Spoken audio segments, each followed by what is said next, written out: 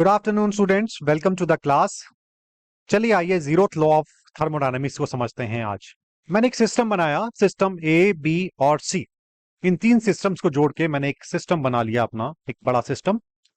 System A और system सी, इनके बीच में जो सेपरेशन है that is diathermic wall.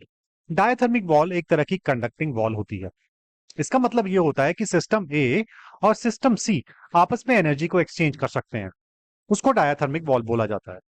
Similarly system B, this is system B, और सिस्टम सी भी डायथर्मिक वॉल्स के साथ सेपरेटेड है। मतलब सिस्टम बी भी सिस्टम सी के साथ एनर्जी एक्सचेंज कर सकता है, या सिस्टम सी भी बी के साथ एनर्जी एक्सचेंज कर सकता है। तो कुछ इस तरीके से सिस्टम ए और सी भी आपस में एनर्जी एक्सचेंज कर सकते हैं, क्योंकि ये डायथर्मिक वॉल से सेपरेटेड है। और उसी तरह सिस्टम बी और सिस्टम सी भी आपस में एनर्जी एक्सचेंज कर सकते हैं, बिकॉज डायथर्मिक वॉल के साथ ये सेपरेटेड है। जबकि सिस्टम ए और सिस्टम बी ये आपस में एडियाबैटिक वॉल के साथ कनेक्टेड है, एडियाबैटिक वॉल के साथ सेपरेटेड है। एडियाबैटिक वॉल एक तरह की इंसुलेटिंग वॉल होती है।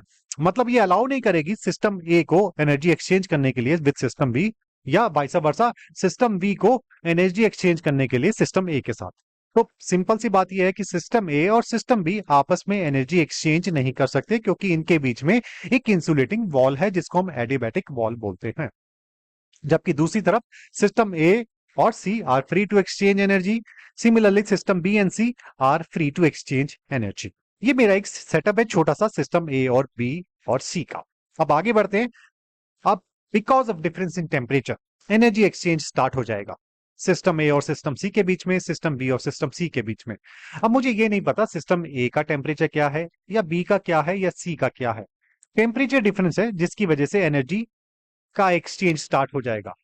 एनर्जी इस केस में क्या, हीट। ये अलग अलग टेम्परेचर पे है तो इनके पास अलग अलग हीट एनर्जी है। Heat transfer will take place between the system A and C and the system B and सी।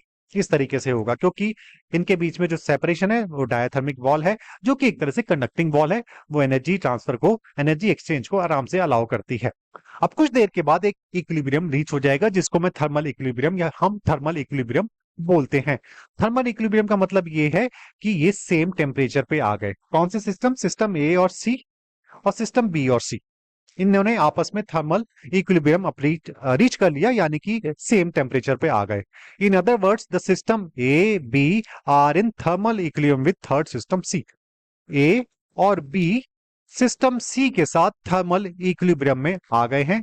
मतलब ए और सी का टेम्परेचर सेम है, सिस्टम बी और सिस्टम सी का भी टेम्परेचर सेम है।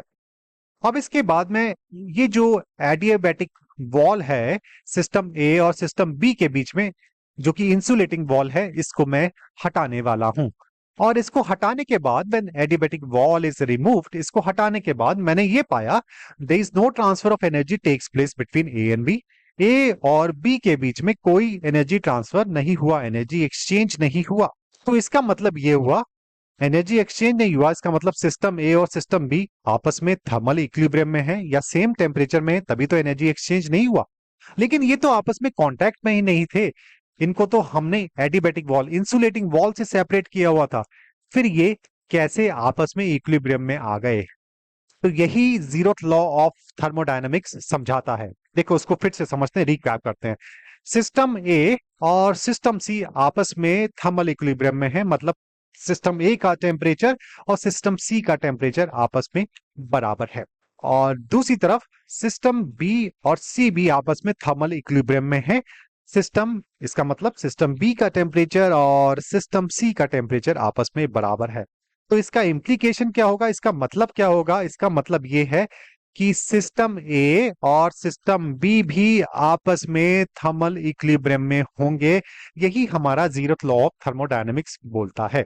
No heat flow when the systems are in thermal equilibrium. और ये तीनों सिस्टम आपस में थर्मल इक्विलिब्रियम में हो गए। अब इनके बीच में कोई हीट फ्लो नहीं होगा, क्योंकि इन सब का टेम्परेचर आपस में बराबर हो गया है। It implies that when three bodies, अगर मैं तीन अलग अलग बॉडीज को जिनका अलग अलग टेम्परेचर है उनको आपस में कांटेक्ट में लेके आता हूं, तो हीट ट्रांसफर होगा। किस बॉडी से किस पे होगा वो उसके टेम्परेचर पे डिपेंड करता है। जिसका टेम्परेचर ज्यादा होगा, हीट उस बॉडी से निकल के दूसरी बॉडी पे जाएगी जिसका टेम्परेचर कम होगा।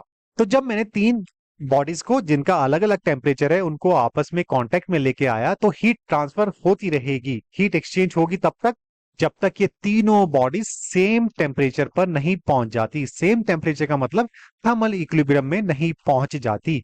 और हीट हमेशा हॉट बॉडी से कोल्ड बॉडी की तरफ पहुंचती है, जाती है, फ्लो करती है, जब तक ये दोनों बॉडीज या जो भी बॉडीज कांटेक्ट में आपस में सेम टेम्परेचर अटेन नहीं कर लेती। So this is zeroth law of thermodynamics. इसकी एप्लीकेशन समझ लेते हैं। इसकी है थर्मोमीटर। थर्मोमीटर एक तरह का डिवाइस है जो कि टेम्परेचर, बॉडी टेम्परेचर नापने के काम आता है। इसकी ट्यूब के अंदर मरकरी होता है और mercury sensitive to temperature difference. जैसी टेम्परेचर मरकरी जो है, जो थर्मोमीटर है ये कैलिब्रेटेड होता है एम्बिएंट टेम्परेचर के हिसाब से। अगर किसी बॉडी, ह्यूमन बॉडी का जो टेम्परेचर है वो बढ़ जाता है फीवर की वजह से या किसी और वजह से, इन्फेक्शन की वजह से फीवर बॉडी टेम्परेचर बढ़ गया, तो हम थर्मोमीटर से पता लगा लेते हैं कि कितना बढ़ गया।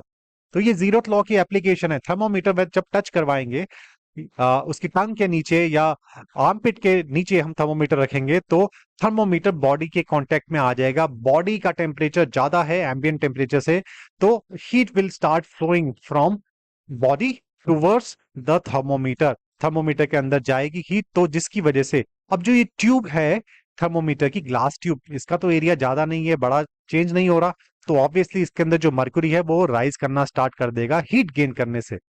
और जितना राइज होगा उससे हमें पता लग जाएगा कि बॉडी का टेम्परेचर क्या है। So thermometer is an application of zeroth law of thermodynamics. एक और एग्जांपल समझते हैं।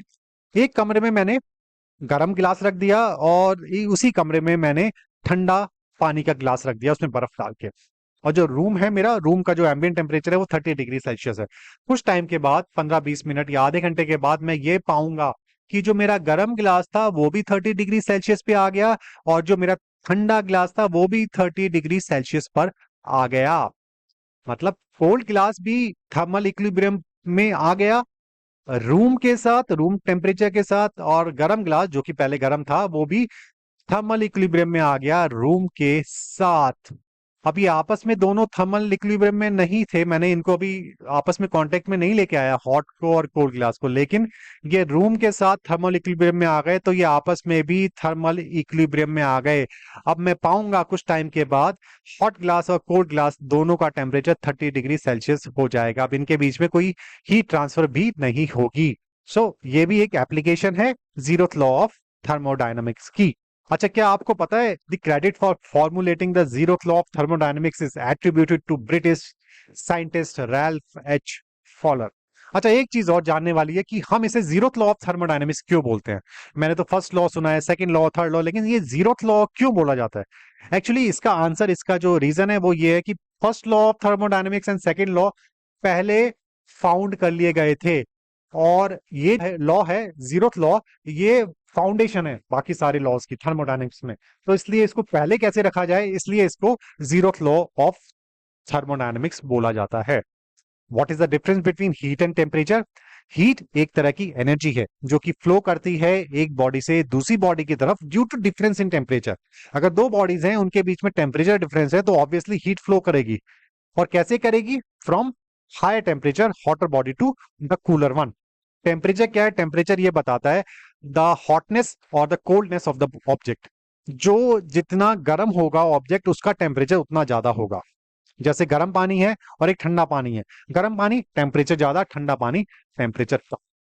सो heat moves from hotter object to the cooler one. I hope ये आपको क्लियर हुआ होगा। Thank you very much, have a nice day.